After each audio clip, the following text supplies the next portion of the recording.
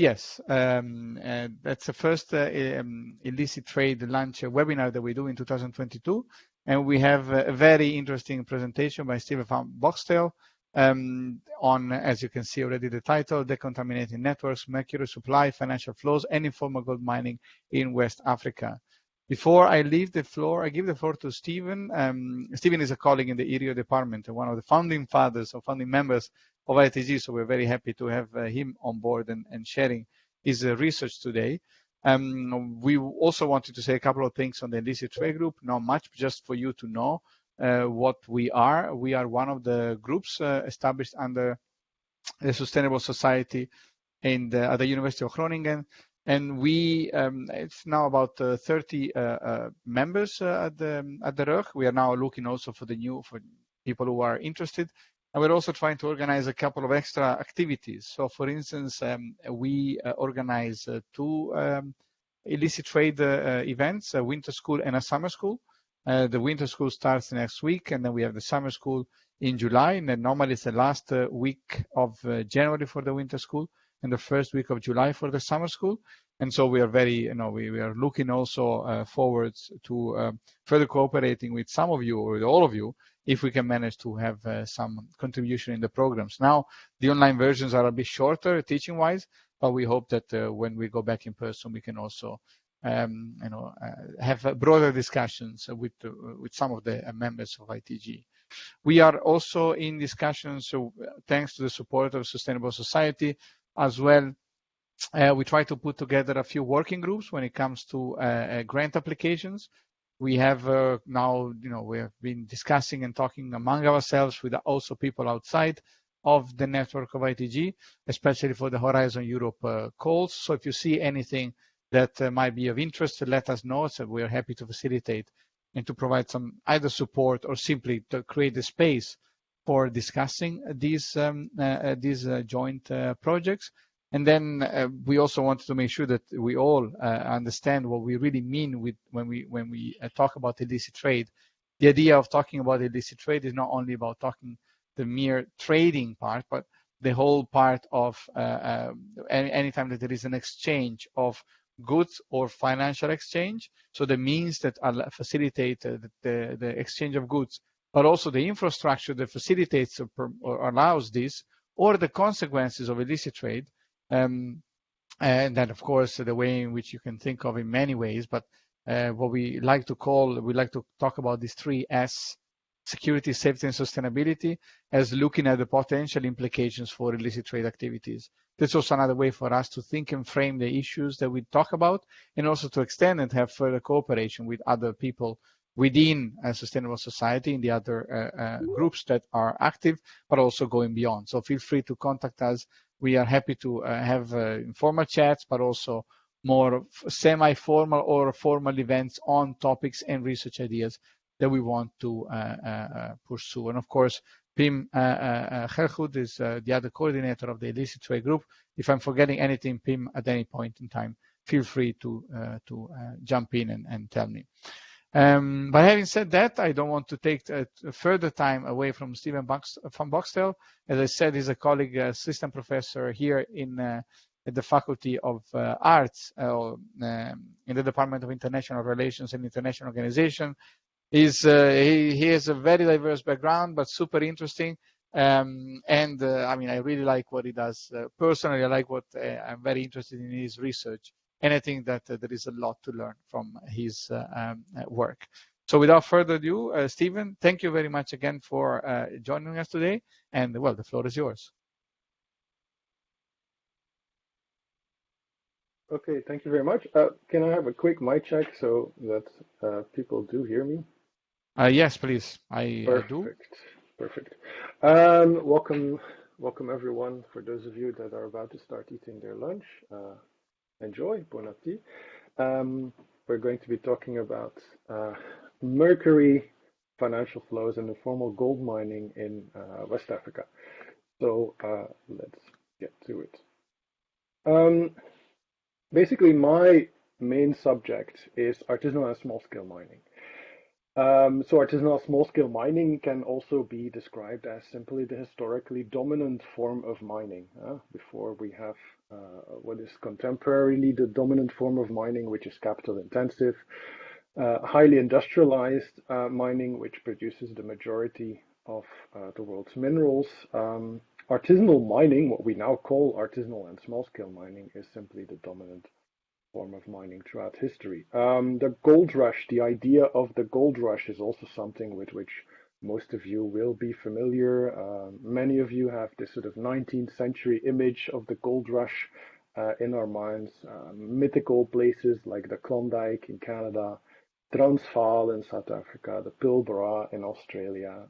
You've got Minas Gerais in Brazil, etc., etc. So there's like hundreds of places across the world that simply became world famous, if you can call it that, in a single month because of major discoveries prompting gold rushes, people flocking to those sites in search of a better life, basically.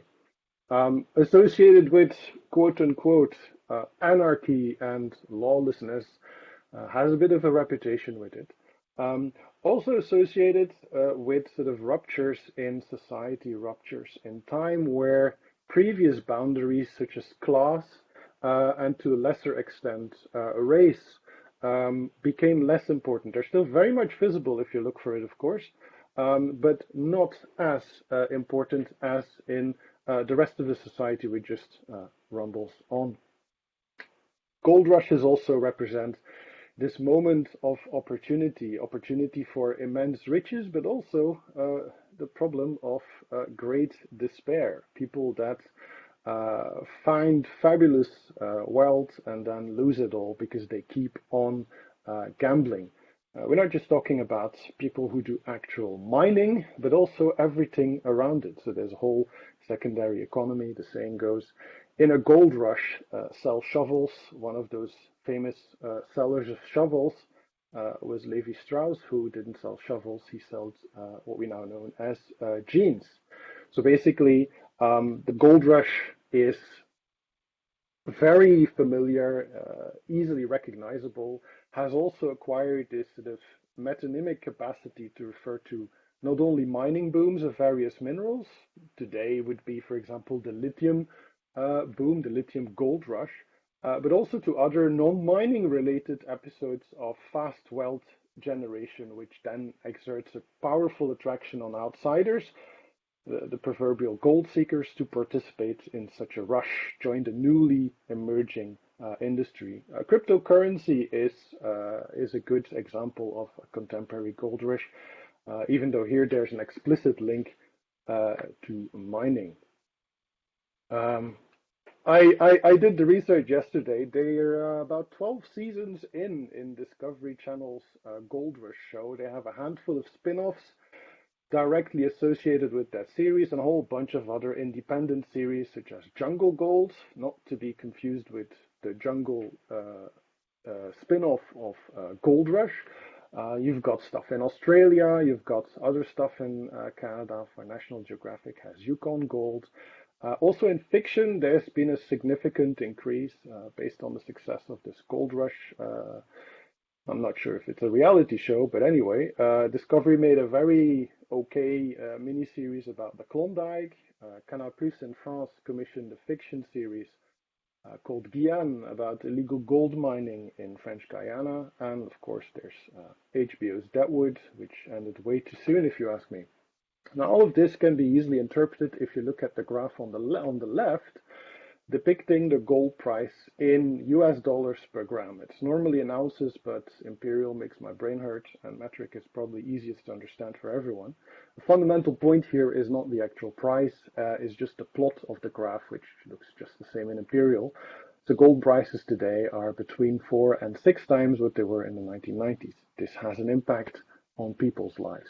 So that explains the Discovery shows at the very least. From my perspective, it's quite strange to see this interest, if not exactly a glorification of what they're doing, of these North Americans mining for gold. and contrast this to the increasing criminalization of basically poor people doing pretty much the same thing in developing countries the world over. They're not making reality shows about that.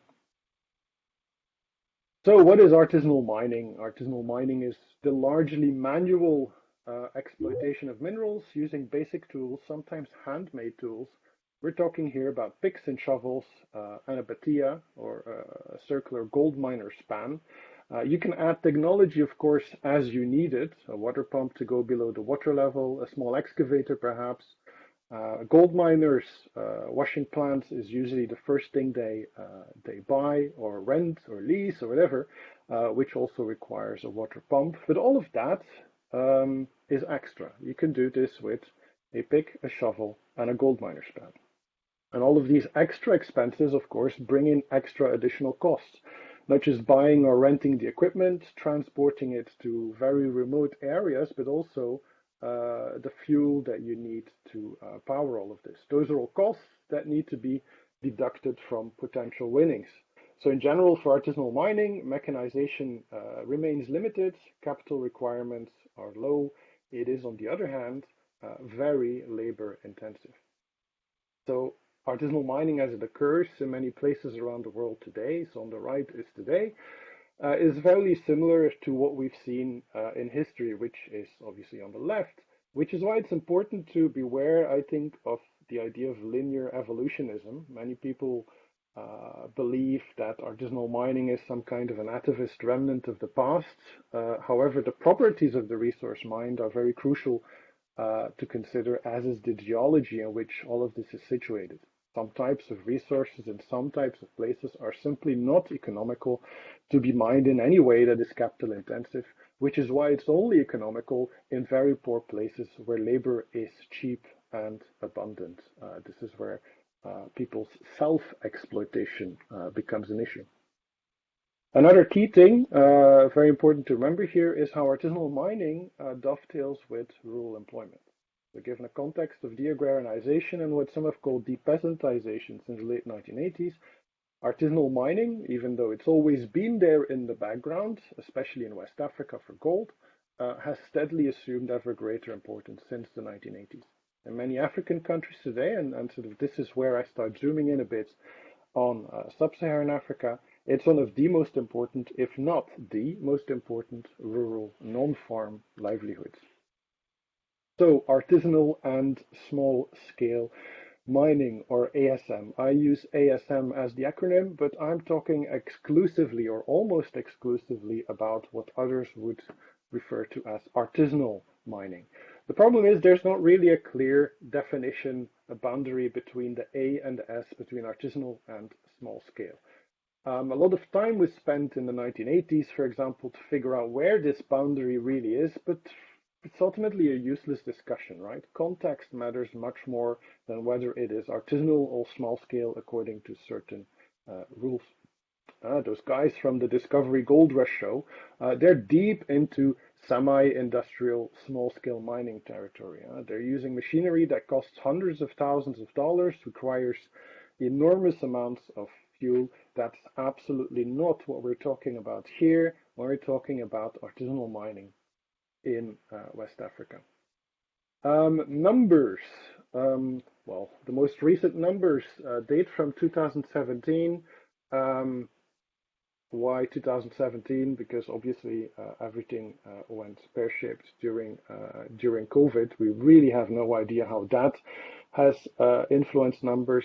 Those numbers, so 40 million workers, that means people who descend into the earth or people who wash gold and things like that, so directly involved in recovering minerals, 40 million people worldwide, half of which are in the gold mining business. So you can add your own calculations on how many people are dependent on that one person's income. So you do times 2, you do times 3, times 4 sometimes, etc. Global non-fuel mineral production, artisanal mining is responsible for about 15 to 20% of it. So it's 20 to 25% of diamond production, 15 to 20% of gold production. There are outliers. In the DRC, for example, Democratic Republic of the Congo, 90% of what is mined in that country is mined by artisanal miners. So this is definitely a resurgence because artisanal mining obviously never went away. It was always there. And especially since the 1980s, we can see this resurgence dovetailing with de-agrarization because of structural adjustment, as well as liberalization of mining codes, legalizing artisanal mining. Obviously, there's a massive data gap. We're talking about a sector that is largely informal, is also not a static industry, very vulnerable to commodity super cycles, mineral price fluctuations in general, changing socioeconomic context and competition over resources, and of course, state repression. The table at the bottom is from a good recent study giving a reliable overview of the number of artisanal mining operators in Africa. So again, these are miners and people directly involved with producing the minerals. So you can see that this is happening in 40 countries, which is to say pretty much all of them. So that's from 2014. Artisanal mining has a bad and depending on your perspective, horrible reputation. So when you talk about artisanal mining, you also need to talk about labor exploitation. Some NGOs have called it a quote-unquote new form of slavery. We have the problem of child labor present. There's historical links with conflict. Many of you will remember conflict diamonds, the conflict minerals episode in Eastern DRC. Quickly mention here that this didn't cause the conflicts yet. Artisanally mined minerals did provide financial inputs and incentives to keep those conflicts going, perhaps longer than they would have otherwise. There's also a big history of environmental degradation, which we'll zoom in a bit more in a bit. Mercury and cyanide for gold mining, for example, or just pollution of water streams using just by moving them, introducing silt, etc., etc. Negative social dynamics, which is a bit of a catch-all. Kids don't go to school, rise of prostitution, quote-unquote invasion of indigenous communities, which in West African contexts sort of reignite debates are about, okay, who is really indigenous and who was here first. And from the perspective of governments, this prevents or is alleged to prevent FDI-led, foreign direct investment-led industrialization. So this last one is pretty important because in many African countries, mining legislation, which obviously also covers artisanal mining, has a very strong bias in favor of large-scale mining, flowing from the idea that large-scale mining is more professional, less wasteful of the resources, small-scale mining, ultimately, of course, revolving around the idea of taxation and the fact that artisanal mining is simply a poor man's game. So large-scale mining is prioritized and with it increased revenue for the state, which ideally can be used for industrialization, modernization, and a few.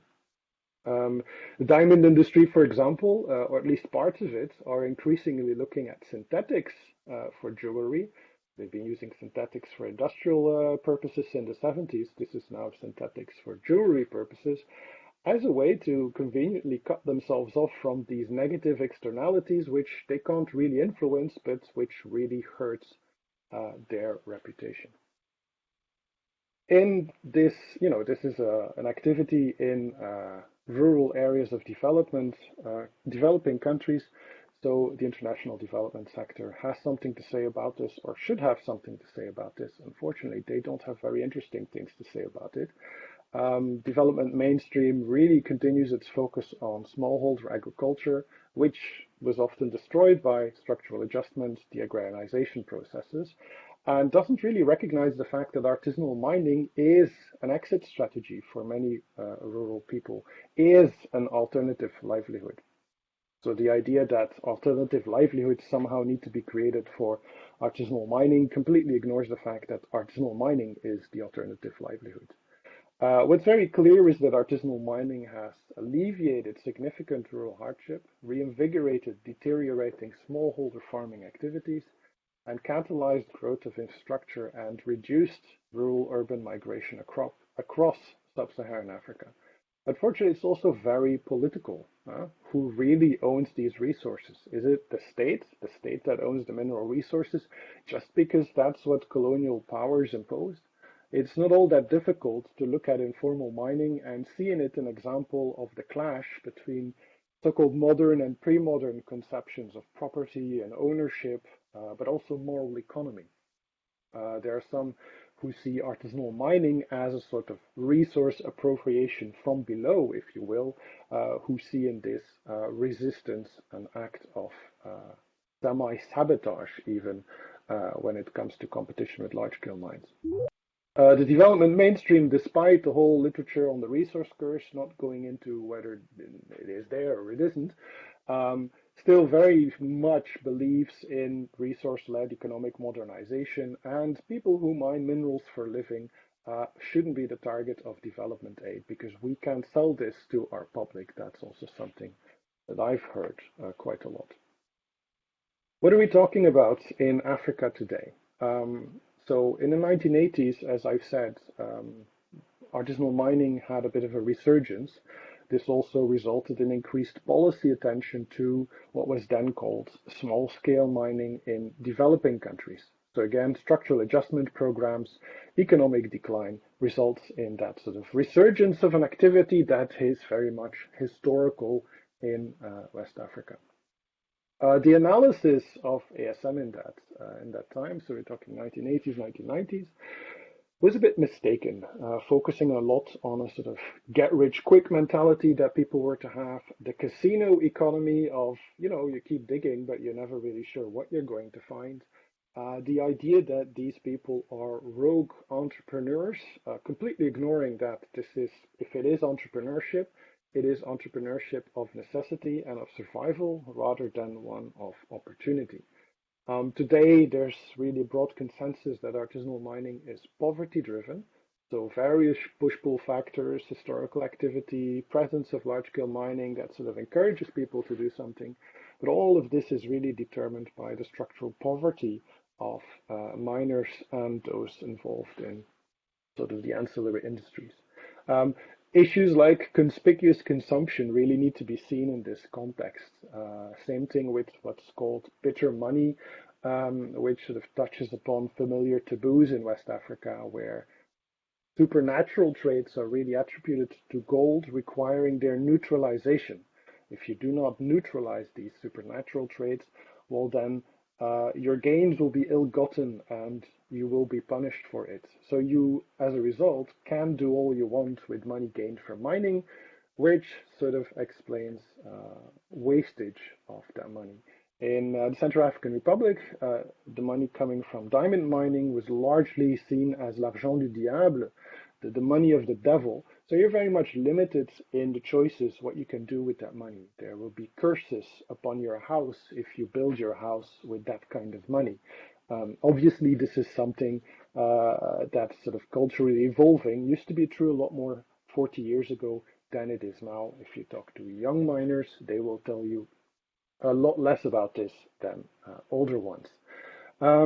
As I said, alternatives to an alternative livelihood, this idea that artisanal mining isn't very nice, so we need to find better things for people to do, ignores the fact that artisanal mining is one of those better things for people to do. Simply put, artisanal mining is sort of a combination of poverty and geology. That's fundamentally what determines whether any given country will be confronted with artisanal mining. There needs to be a geological potential. It needs to be an easily accessible, sometimes called secondary or alluvial deposit. There also needs to be a need, the need that comes from structural poverty and limited livelihood opportunities. It's a fundamental part of the informal economy. It can impact large-scale mining activities, and as a result, most governments don't like it very much. So it's often illegal, but very much legitimate. So we're talking about local norms here. We're talking about moral economy. Licensing processes are cumbersome, are expensive, which makes sure that formalization becomes difficult, if not impossible. A big reason of that is also the large-scale bias, the bias in favor of attracting foreign direct investment. It's difficult to control, at least if you think of it as needing the same kind of regulation as a large-scale mining sector, when in reality it requires basically a comprehensive approach involving rural development officials as well as mining ministries. This doesn't really happen. More so than with, for example, diamond mining, gold miners, artisanal gold miners are also frequently in competition with large-scale gold miners. That is to say, they're trespassing on vast claims, whether there's a mining operation in that claim or part of that claim, or whether the claim is part of an exploration license where research may be ongoing or which may simply have been leased for speculative purposes, doesn't really matter. It's someone else's property, and in most countries means that it's impossible to get an artisanal mining license on such a claim, even if you really, really want to become a formalized miner. The result of that is, of course, that it's extremely difficult for government to control, monitor informal mining occurring over vast territories. This is that sort of open access geology problem, as opposed to, for example, a single industrial mining, put an electrified fence around it and you're done. Especially given its association with structural poverty, without which this would not be an attractive livelihood anyway. A really good example of this, so that this poverty and geology requirement can be found in the US state of Arkansas, once home to a diamond rush of quite epic proportions during the Great Depression. The subsequent economic boom made sure that everyone soon had much easier jobs, making much more money. The diamond fields and the diamond rush soon became forgotten, and somewhere along the way, the land was bought by the state government, turned it into a state park with the historical mission of remembering that diamond rush. Today, artisanal diamond mining is a tourist attraction. The geology is still largely the same, of course a bit less rich than it was originally, but there's no more poverty. They do keep a log of findings. You can see that on the bottom. Nothing spectacular to be sure, but also nothing that artisanal miners the world over would throw away. There's no more poverty, which means that you have one part of the equation missing, which means it's no longer interesting. Now, unlike large-scale mining investment, artisanal miners can get started from one day to the next, running its course in a matter of weeks or months.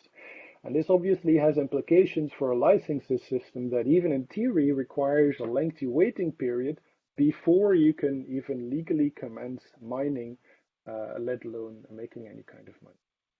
This is a satellite picture taken in the late 2010s, border area of Côte d'Ivoire and Mali, nothing going on here. This is the same area in 2017. Artisanal miners start working on the bottom right. You can see the time on the top right. This is what happens in a couple of months, and I hope this works. Yes, so January, February, March, April. So it goes rather quickly, and it's very easy to see how governments might perceive this as a threat, especially when that government is trying to attract foreign investment to exploit those same resources. So artisanal mining has been sort of the subject of repeated formalization attempts. What do I mean with formalization? Formalized artisanal mining is legal, is formally authorized according to various mining, labor, environmental, etc., legislation. You have different waves of formalization from colonial into post-colonial times. The big problem is that it persists in informality. The problem is that a number of barriers must really be overcome in order for miners to be in a position to formalize that is in any way realistic.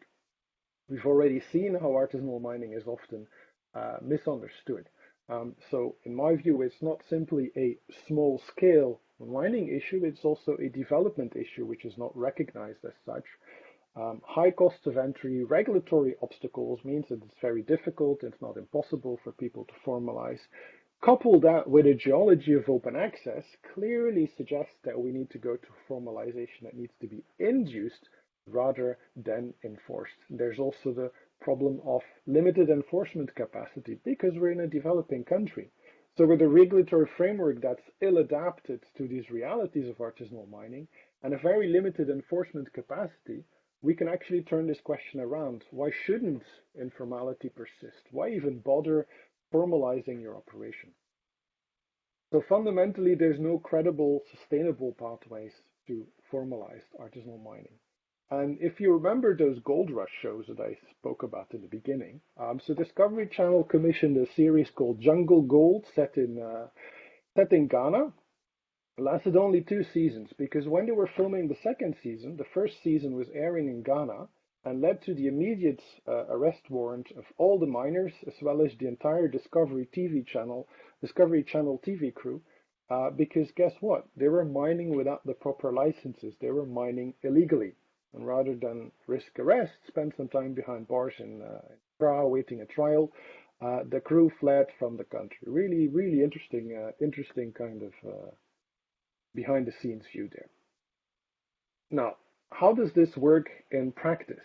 Well, there's been an increased attention to formalization, to the idea of a more traceable supply chain. This is a direct result of the Kimberley process for rough diamonds, conflict minerals legislation in the US, the European Union, so new legal dynamics. You have all sorts of experiments going on with the blockchain today, etc. Traceability is really much more important now than it was 10 years ago.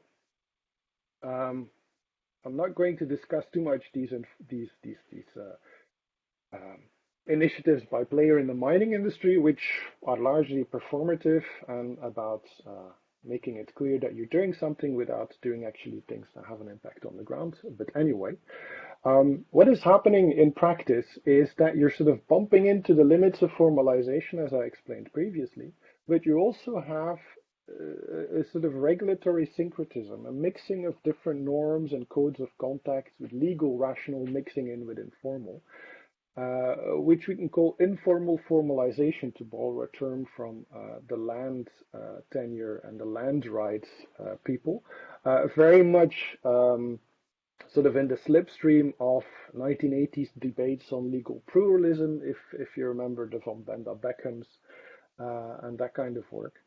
So we're talking about a legal gray area where there's a lot of complicitness, if not outright collaboration of government officials, especially the local ones. So people can start or even continue mining illegally while they're sort of, applying for a mining license. So you're going through the motions. They keep busy, which adds a veneer of official approval. In Liberia, for example, this process of local formalization is semi-institutionalized through the so-called clearance fee, which is an informally given 90-day reprieve to apply for a license while continuing to mine. So some people work on the mine and then some other people go to Monrovia to officially request permission. It's completely illegal.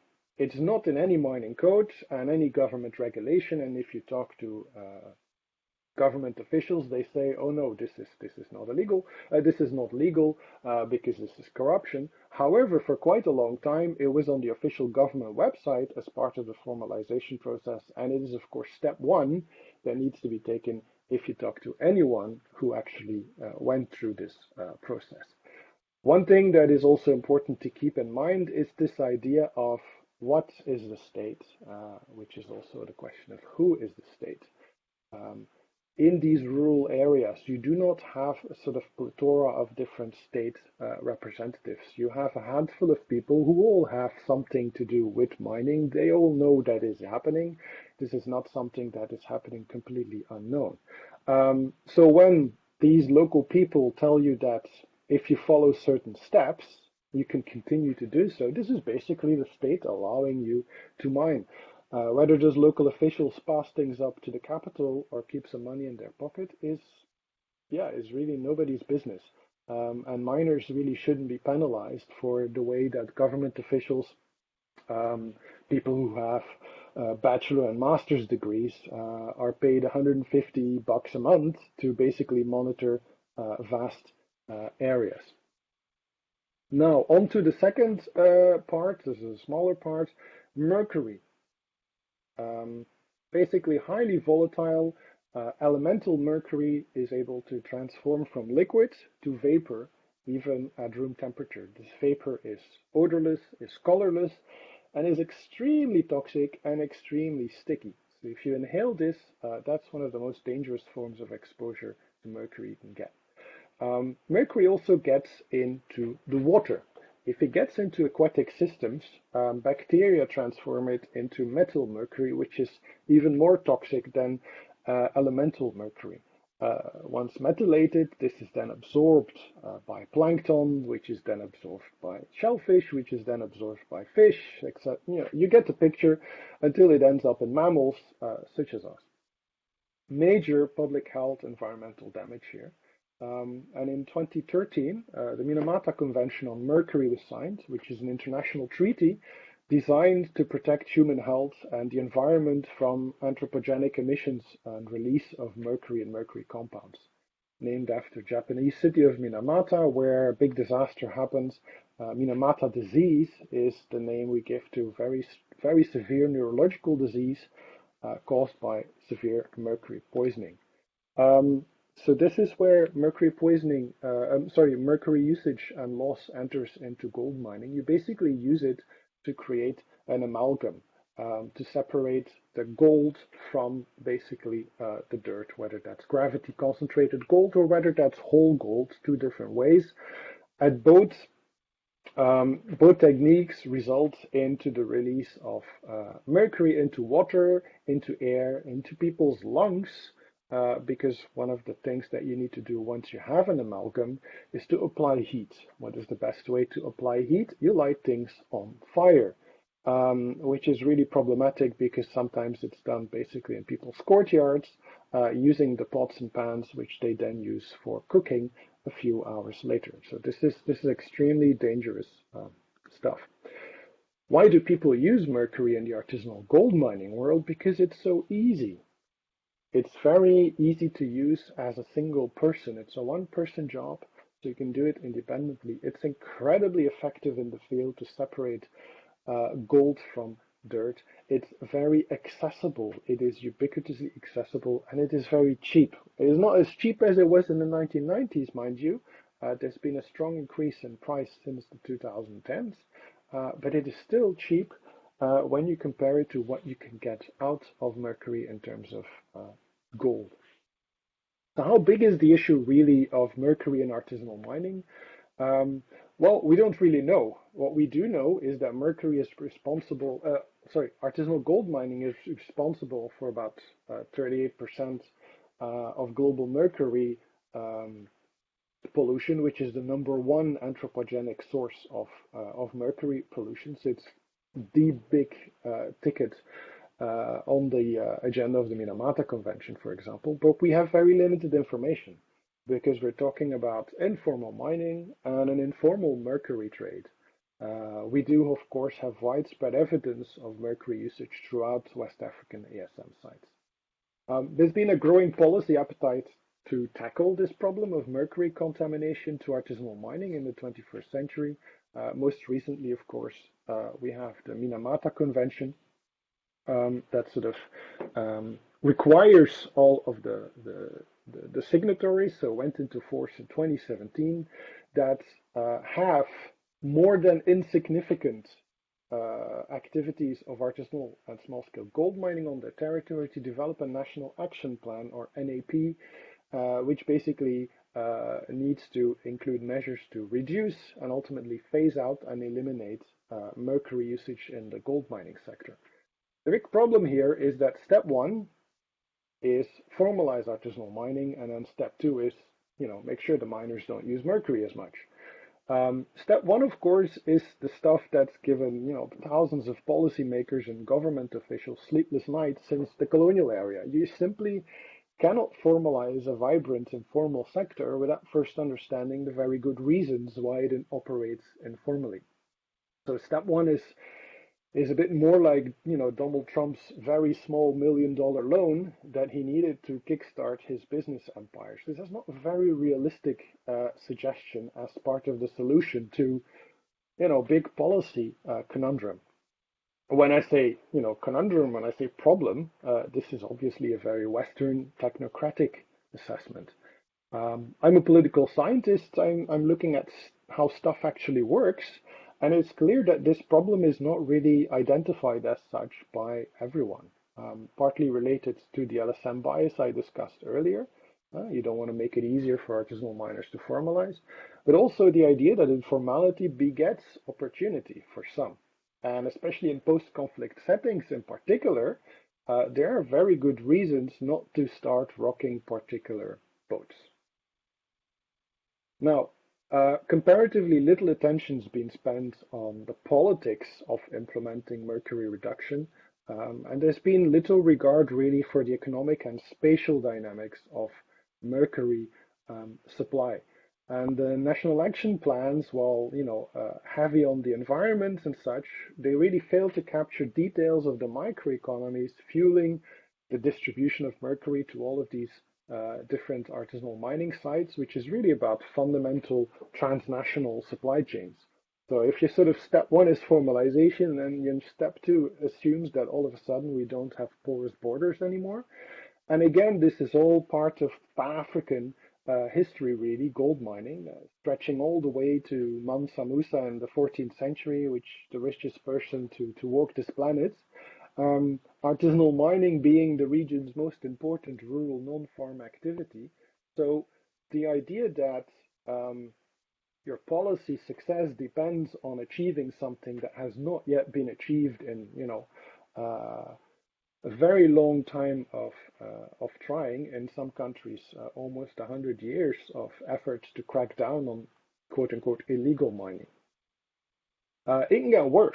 So there's already a bit of a default of rather heavy-handed, forceful anti-artisanal mining policies, threatening, of course, the livelihoods of millions.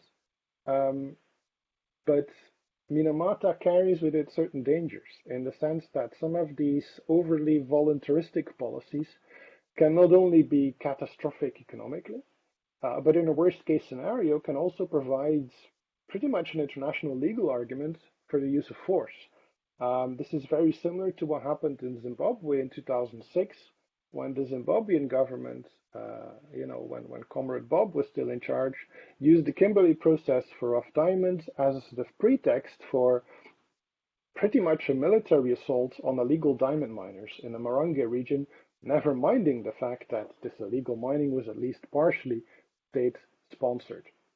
And then, of course, an additional concern is the increasing penetration of artisanal gold trading chains in the West African Sahel by jihadist groups.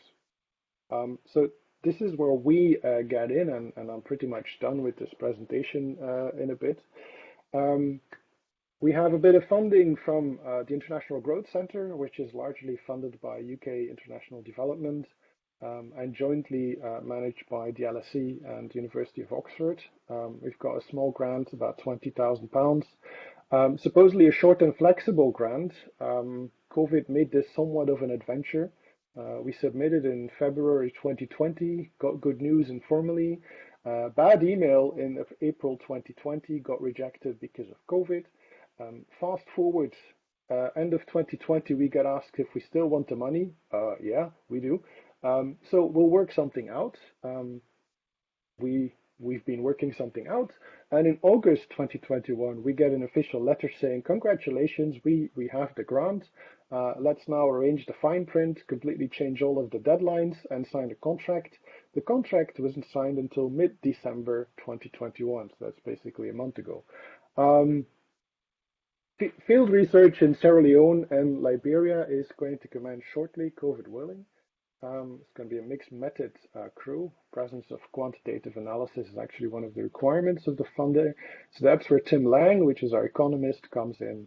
Other members of the team is Gavin Hilson from Surrey, who's a bit of a legend in the artisanal mining world. What we're actually trying to do, and I promise this is my final slide, we're trying to come up with a comprehensive analysis of these networks catalyzing mercury supply in the ECOWAS region. And in this sort of system, this network, there are hierarchies of specialization and technological innovation, in which Ghana and Burkina Faso rank at the very top. In many countries, increased specialization of artisanal mining is evident through technological innovation, notably the introduction of mercury at first, then jerry-rigged washing plants to separate the gold from the earth and gravel, milling machines, and ultimately culminating in the construction of, big, heavy, fearsome cyanide tanks for chemical leaching. This all comes from, Ghanaians, Burkina Faso, Burkinabe, who are sort of the consultants of the artisanal small-scale world. We have a pretty good hunch, based on our previous research in the region, that there's a key role to be played here by the deepwater freeports of Lomé and Togo. And we will look in particular at Liberia and Sierra Leone. Why? Because they are the most recent geographical additions to this transboundary network. When I started out doing fieldwork in Liberia in 2009, 2010, Mercury was completely absent. People weren't very much interested in gold mining. They were doing diamond mining. Gold was a nice to have byproduct, but not really essential. That's now completely changed. And so we're trying to figure out how that sort of change has happened. As I said, this is explained by historical dominance of artisanal diamond mining, why they don't have mercury. They didn't have mercury until pre-2010. So we now have an opportunity to study these networks while they are still sort of in the assembling phase. We're trying to gauge the embeddedness of mercury in the artisanal mining landscape, identify key actors involved in distributing these supplies to artisanal mining sites in country, and uncovering the details about the roles they play in facilitating its circulation, and obviously also estimating or trying to estimate the corresponding financial flows and the commerce linking its supply from country capitals to the site level. This has been sort of debated, so mercury, policies, etc., mostly in environmental science and health journals, but discussions about the economics of mercury and the politics of all of these the implementation of these policies have not really gained a lot of visibility and traction in those journals. So we're really trying to transcend this discussion about human health by nuancing the artisanal mining sector's socioeconomic dimension and this interface with a very dynamic, largely unmapped network of actors responsible for mercury to artisanal mining sites. And I will leave it at that. Thank you. Perfect, Stephen. Thank you very much for this very informative presentation. And I think now we can stop the recording so we can have our Q&A. We have